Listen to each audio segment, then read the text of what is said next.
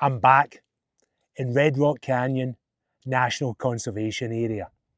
Today, I'm thinking about a hike I did last October, Bridge Mountain, nearly 7,000 feet above sea level. I got closer to that summit than I've ever been without actually standing on it. But it might have taught me the biggest lesson. For most of my life, I've been pretty tenacious. Maybe that's the Scottish in me. Maybe it's just how I'm wired. I don't like giving up. I don't like quitting. And I definitely don't like turning around. That morning, I was hiking alone. The route starts out innocently enough. Then the terrain becomes more complicated.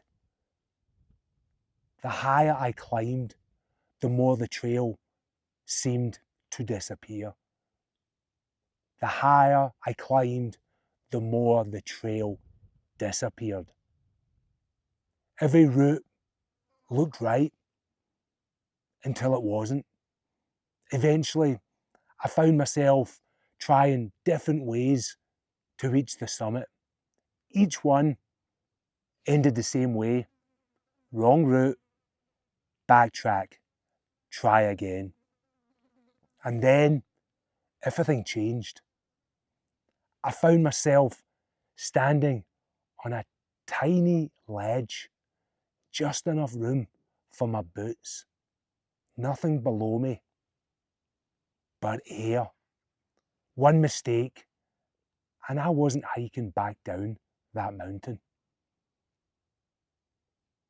I remembered standing there thinking, what am I doing? And then another question followed.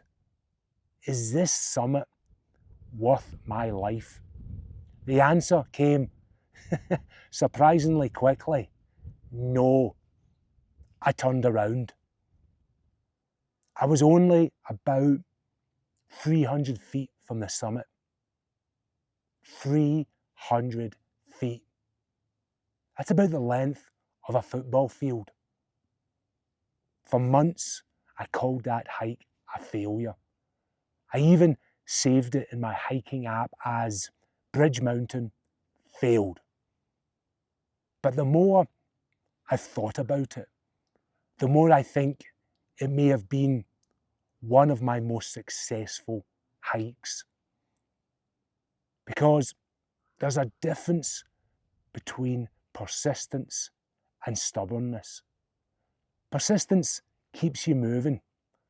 Stubbornness ignores reality.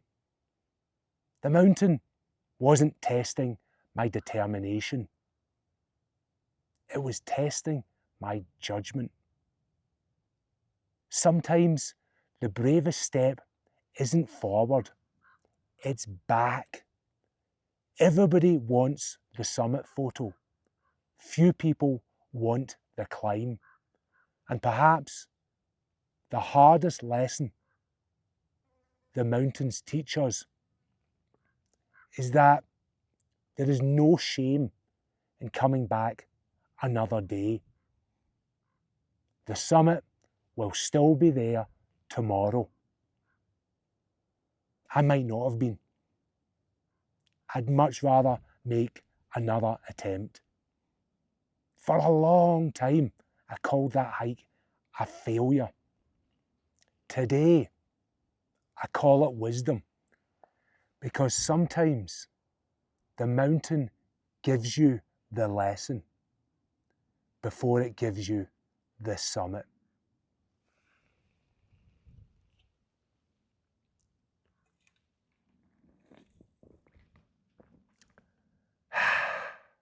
That's better.